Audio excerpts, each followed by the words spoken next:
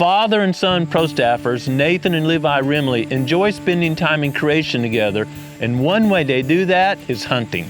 Team Rimley hunts in northern Missouri, where the habitat consists of small blocks of timber, CRP fields, and production ag fields.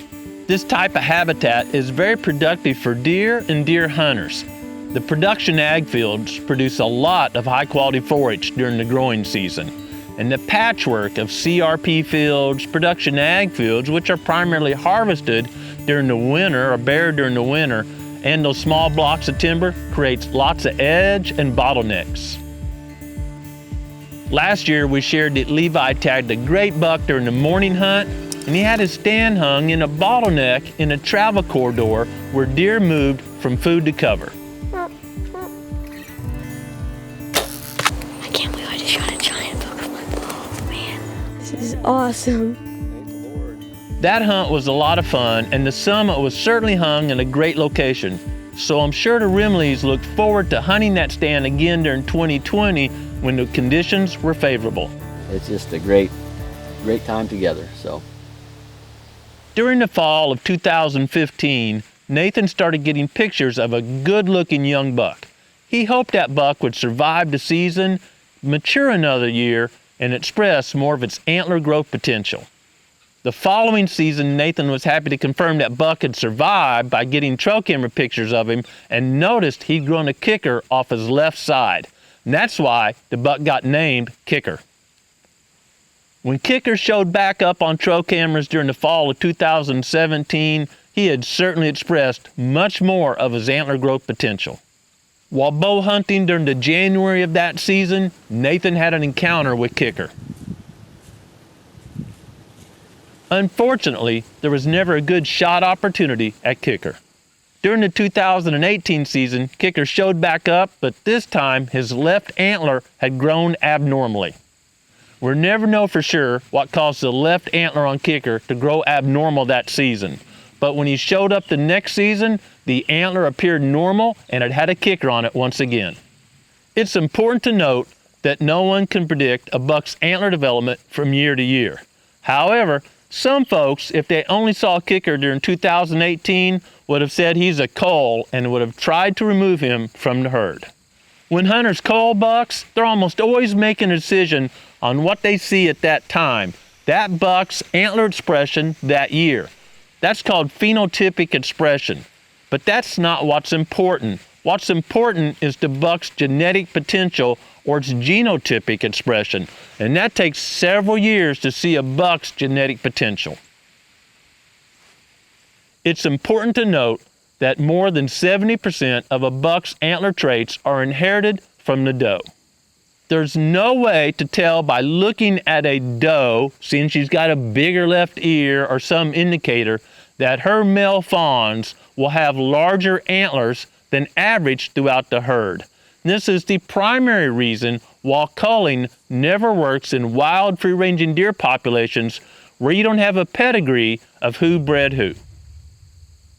During 2020, Kicker was a mature, heavy-antlered buck. During the morning of October 30th, the wind was forecast to be from the east. East winds are pretty rare throughout the Whitetails range, but that was the perfect conditions for Nathan and Levi to approach the stand where Levi had tagged a good buck last year. There's a large ag field to the south of this travel corridor, and during the mornings, deer tend to work from the south, that feeding area, to the north where there's a bedding area.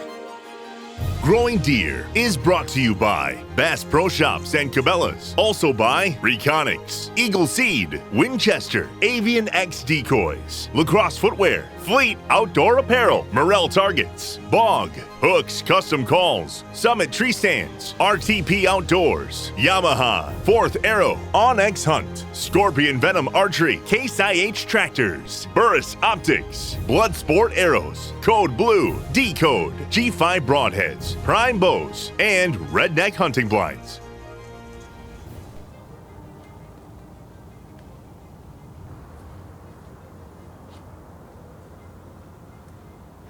Good morning. It is October the 30th, and we had a doe just feed through here, actually down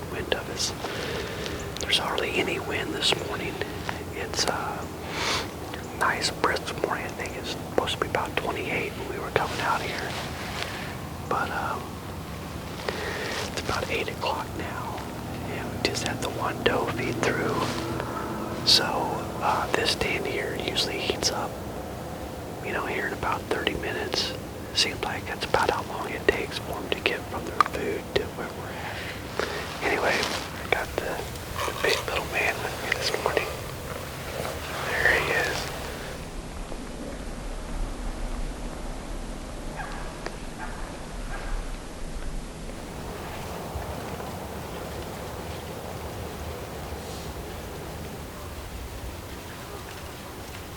This doe group passed by using the same trail where Levi had shot the buck last year.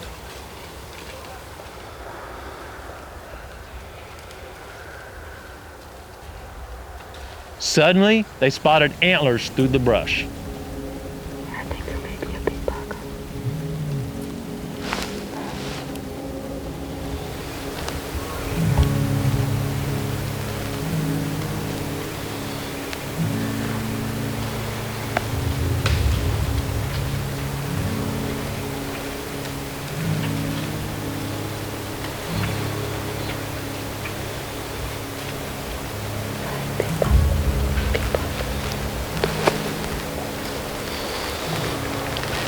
Who is it?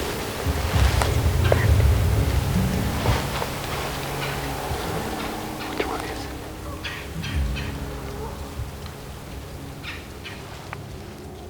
That kicker. Levi.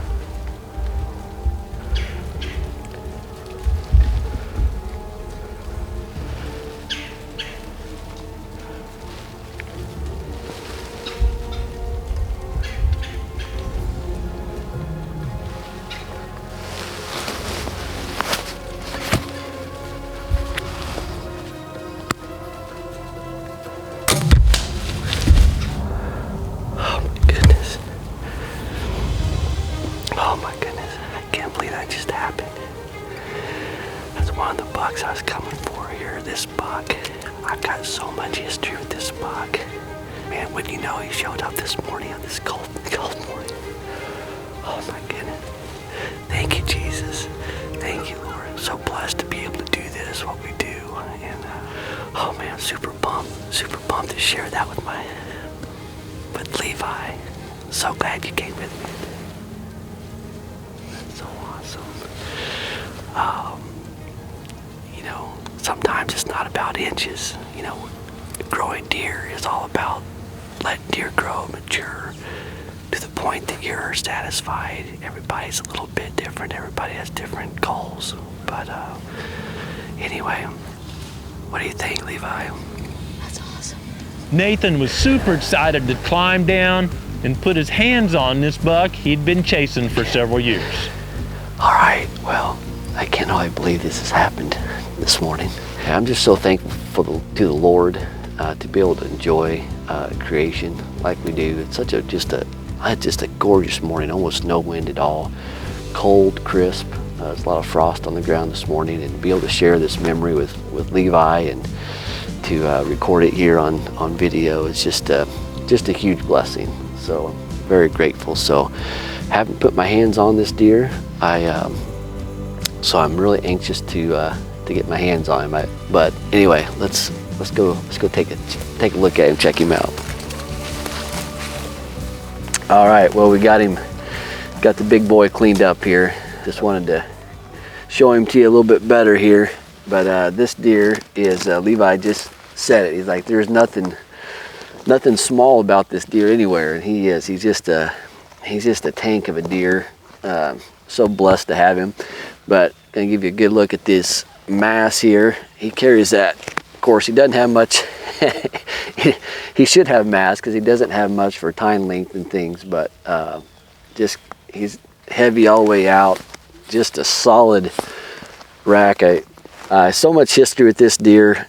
You know, that's what I love. I've always loved deer hunting. But since I started filming, I don't know, 15, 20 years ago, probably now, close to it, off and on, it's just been fun to watch these deer, to watch them grow, you know, to try to see how, you know, letting that deer walk one year and thinking, well, the neighbor's just going to shoot him, but you know he's not going to live if you shoot him. So we're starting to see some big dividends in letting those deer walk, and we got some neighbors that are on board with this as well. But I tell you, it's just being out in creation and being able to do that with family. Levi's, of course, out here with me today, and be able to shoot a big old mature deer like this. Great hunt this morning. So thankful and blessed. Congratulations, Nathan. Kicker was an old warrior, and your strategy was spot on. Put your hands on that great buck. Nathan's hunt serves to illustrate a great lesson that I would like to share in a bit more detail. The stand located in this travel corridor has been used to harvest multiple deer, including a couple of really nice bucks. Stands in great locations can be hunted several times as long as the hunters can approach, hunt, and exit without alerting deer. If deer don't know hunters are in the area, they don't become alerted to that location and only use it after dark. Hunting travel corridors such as Nathan and Levi's hunts are great ways to minimize disturbance. Travel corridor, by definition, is an area where deer are moving through, unlike a bedding or feeding area where they spend a fair amount of time. And the more time deer are there, the more likely the wind or thermals are to swirl and send your scent right to their noses. Another benefit of hunting travel corridors is they tend to be there during daylight hours. They may be in the bedding area during the day when it's tough to hunt, or at night. They certainly spend a majority of their feeding time at night. But travel corridor tends to be a dawn-dusk movement when hunters can see deer and it's light enough to make the shot. For example, if Nathan and Levi had tried to approach the food source where they thought Kicker was feeding before daylight, sound, movement, or their scent likely would have alerted the buck. But they were able to come into an area where they thought the buck was a few hundred yards away, settle in quietly, and then let the buck come to them. The same is true for afternoon setups. If hunters try to get too close to a bedding area, there's a big chance they may alert deer.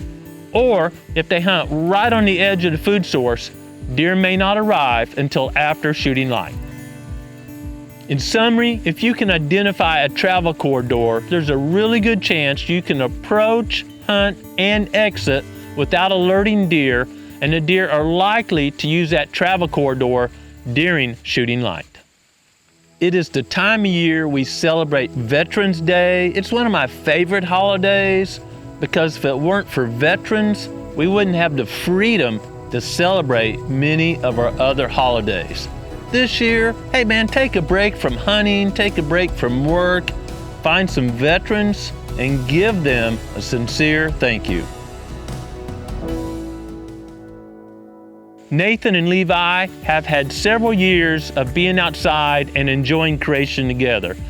I hope you have family members or friends that you can enjoy creation with every day, but most importantly, be sure you have a great relationship with the Creator, and you do that by finding time every day to be quiet and seeking His will for your life. Thanks for watching Growing Deer.